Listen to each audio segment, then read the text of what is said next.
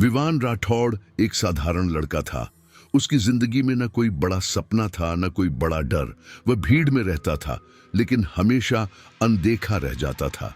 शायद यही वजह थी कि अंधेरा उसे आसानी से चुन सका। शहर के आखिरी हिस्से में एक वीरान इलाका था। कभी वहां श्मशान हुआ करता था, अब वहां सिर्फ सन्नाटा और डर बचा था। बारिश के दिन वहां कोई नहीं जाता था। उसी शाम विवान वहां से गुजर रहा था। मिट्टी में आधी दबी एक काली किताब उसकी नजर में आई। किताब पर पानी का कोई असर नहीं था। उसका कवर जले हुए चमड़े जैसा था। जैसे ही विवान ने किताब को छुआ, हवा अचानक ठंडी हो गई। आसपास की आवाजें धीमी पड़ने लगीं। समय जैसे एक पल को थम गया। तभी उसने उसे देखा।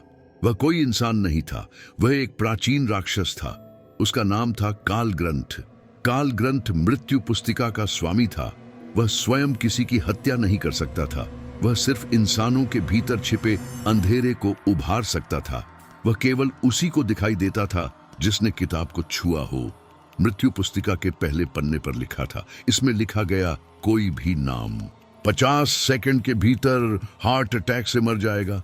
विवान ने इसे पहले भ्रम समझा, लेकिन जब लिखा गया नाम सच में मर गया, तब उसका डर यकीन में बदल गया। शुरुआत में विवान ने खुद को समझाया कि वह समाज से बुराई मिटा रहा है।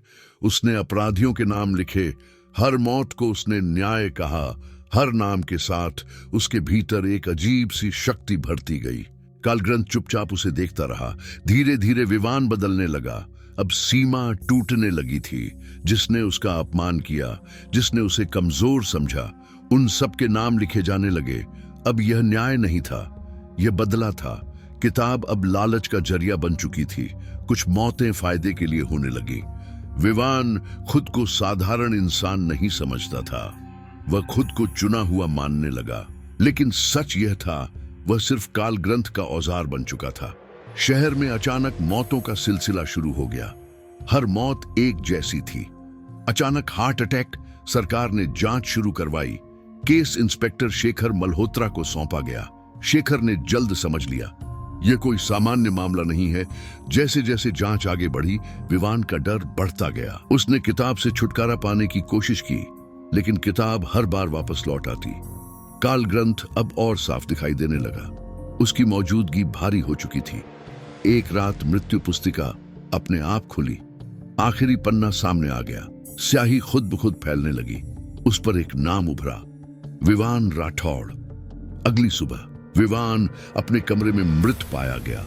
कारण वही था, अचानक हार्ट अटैक। मृत्यु पुस्तिका फिर से गायब हो गई। इंस्पेक्टर ने यह मामला संभाला, लेकिन वह नहीं जानता कि खतरा अब शुरू हुआ है।